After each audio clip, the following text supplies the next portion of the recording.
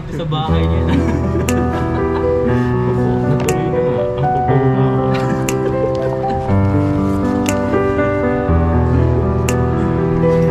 Alam, sa mga unboxing na rin po natin.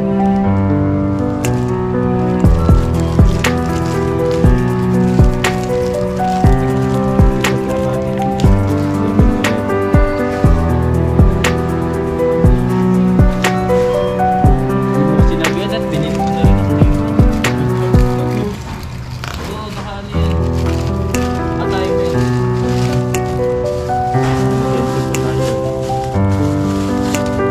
Lahat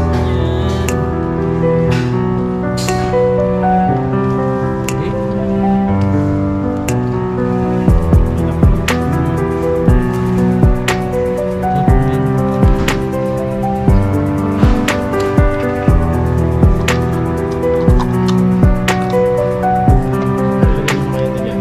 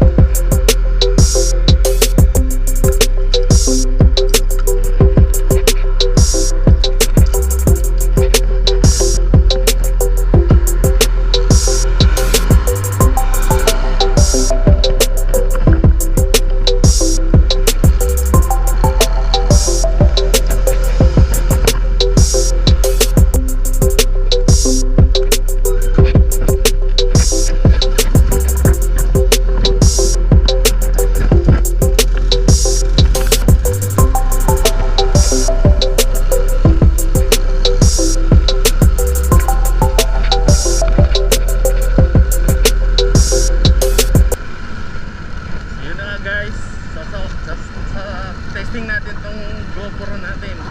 GoPro nagugulol pa. Yan ang sound check natin kung okay yung sounds niya, no? So ayan na nga, magmo-moto vlog na tayo nito for the first time. So, wala po akong gamit na mic, yung naka built in lang sa GoPro. Yan, GoPro Hero 10 po yung gamit natin. Yan po, testing na sa mga biyahe. Ito po ay pauwi na kami ng dorm simula doon sa 7-Eleven. Ito po yung binili ko sa online. Talaga naman naabutan tayo, nabutan na tayo ng traffic ay ng stoplight. Iniwan na ako ni Jason.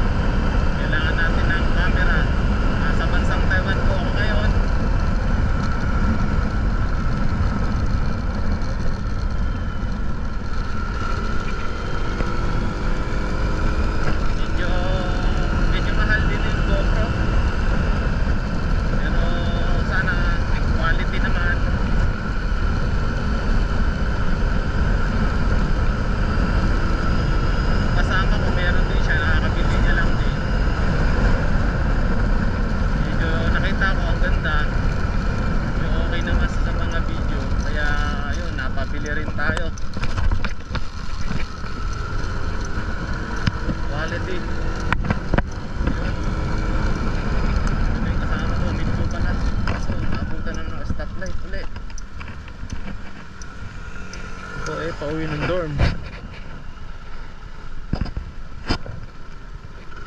Dito sa bansang Taiwan.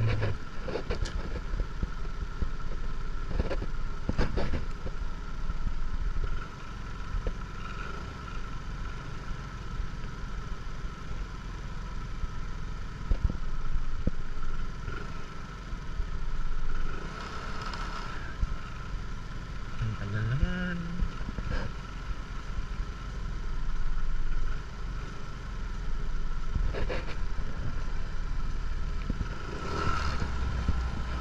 Tagal ah.